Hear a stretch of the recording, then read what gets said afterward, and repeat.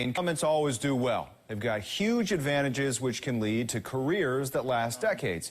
For example, of the 435 members of the House of Representatives, about 95% of incumbents won.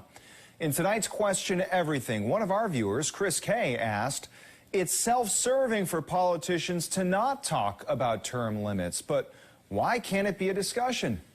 David Wade went looking for answers.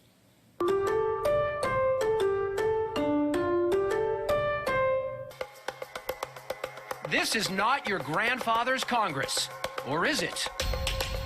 Right now, we have the oldest Congress in history. The average age is 59. That's 20 years older than the average American. But this is not a story about age. It's a story about power. Power corrupts. BU Professor Thomas Whalen is a presidential historian and author. He says debate over term limits started with our forefathers.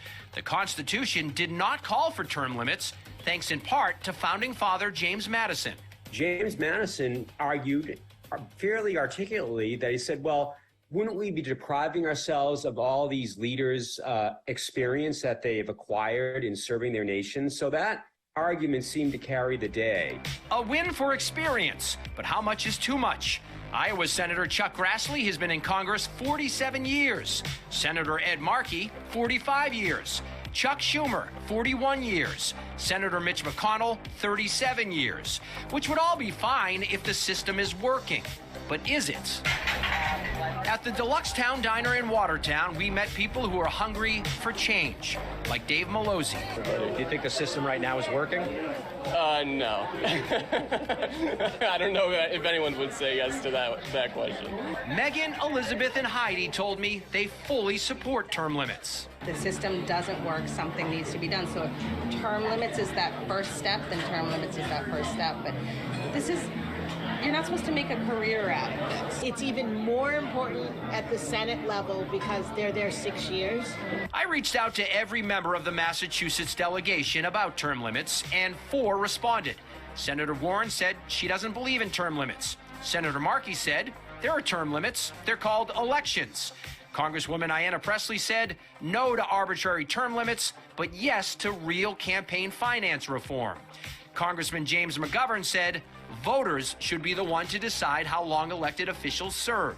Obviously, none of them believe in term limits. Shocker. According to a recent poll, 80% of Americans want Congress to have term limits. 80%. And this is actually one of those issues where Republicans and Democrats and unenrolled all agree on it, that there should be term limits. Holly Robichaud works with U.S. Term Limits. The organization has worked for years for a term limits amendment. Holly says things have changed since our founding fathers wrote the Constitution. Well, they didn't envision what the campaign system has become. 90% of the money from PACs and lobbyists go to incumbents. It makes it almost impossible for a challenger to win. So by implementing term limits, you're creating a level playing field for people to go out there and get elected. I'm just a bill. Yes, I'm only a bill. Not to go all Schoolhouse Rock on you, but if you thought passing a bill was involved, a constitutional amendment takes 2/3 of both branches of Congress to vote yes, and then 3/4 of all state to ratify it. And given how divided our country is right now politically, you know, that has a snowball's chance, and you know where, of succeeding. Yeah, we know where. Incredible. Strom Thurmond, before he died, was in state elected office or federal office for 70 years. 70?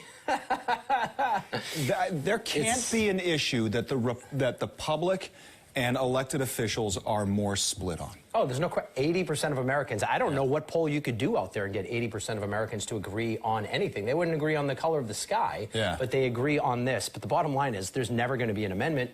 The people who would have to pass it are the politicians themselves. Even when you talk about the type of, you know, you could have 2/3 of the states propose a constitutional convention, even then, it's the state lawmakers who would decide this. Yeah. It's never going to happen, and it's pretty upsetting for a lot of people. The mechanisms are gunked up, basically. Yeah. Yep, absolutely. That was a fantastic piece.